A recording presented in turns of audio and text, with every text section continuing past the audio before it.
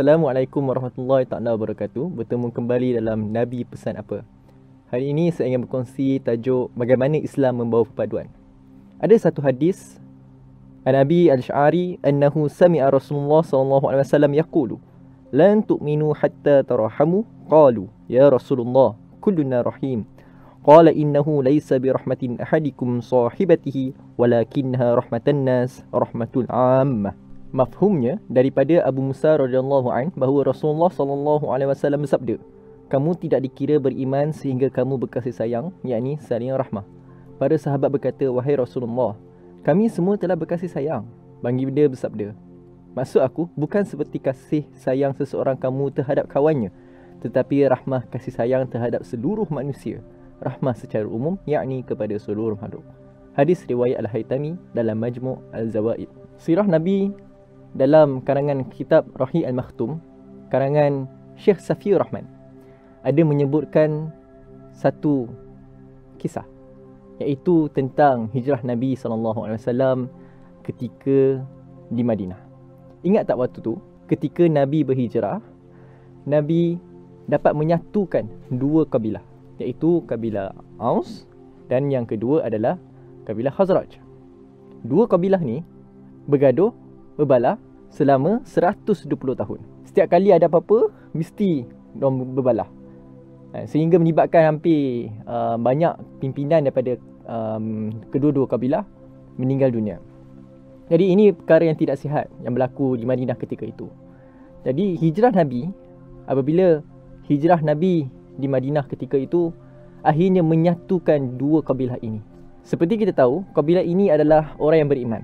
Mereka percaya dan beriman bahawa Nabi akhir zaman akan datang. Dan mereka ni, apabila Nabi datang, mereka sambut Nabi dengan sangat baik. Mereka berlumba-lumba untuk beriman terhadap Nabi. Maka apabila Nabi datang, mereka menyambut baik kedatangan Nabi dan mereka menjadikan Nabi sebagai perantaraan untuk menjadikan perpaduan antara sesama mereka. Jadi inilah antara kesan yang besar ketika hijrah Nabi SAW. Maka apabila dua kabilah ini telah disatukan, Nabi SAW tidak berhenti kat situ. Seperti yang kita tahu, di Madinah ada lagi satu puak, iaitu puak ahli kitab yang terdiri daripada kaum Yahudi. Kaum Yahudi ini pula terdapat tiga puak besar, iaitu yang pertama Bani Qainuqa, kedua Bani An-Nadir dan yang ketiga adalah Bani Quraizah. Orang Yahudi ketika itu dia menguasai ekonomi di Madinah. Bagaimana Rasulullah menyatukan kaum Islam dan bukan Islam yang terdiri dari pelbagai kaum adalah dengan membuat satu piagam Madinah. Dengan piagam Madinah ini, dua kaum besar ini yang terdiri dari orang Islam dan bukan Islam dapat bersatu hati dalam memastikan keamanan negeri Madinah ketika itu.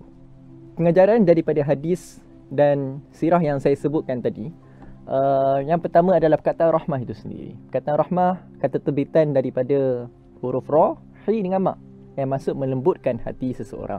Sifat rahmah ini bukan hanya untuk orang Islam sahaja, malah dia untuk seluruh umat manusia, merangkumi kaum, bangsa dan juga agama.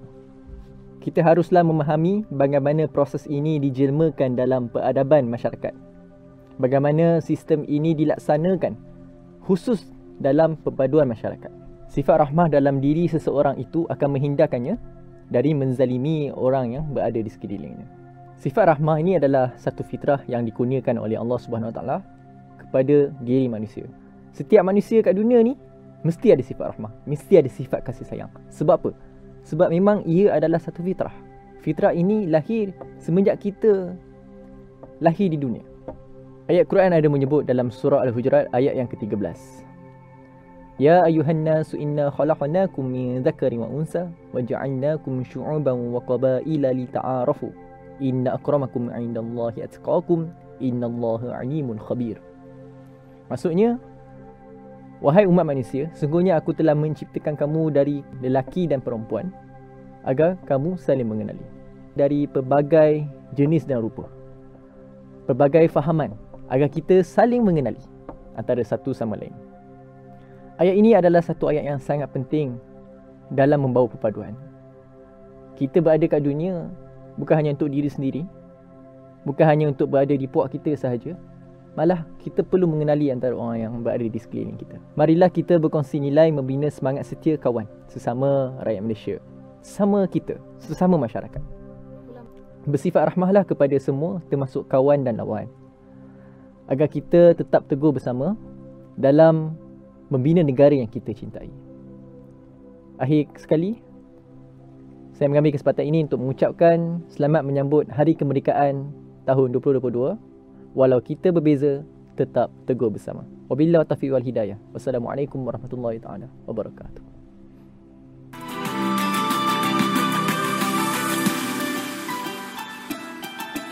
Bersama membina masyarakat.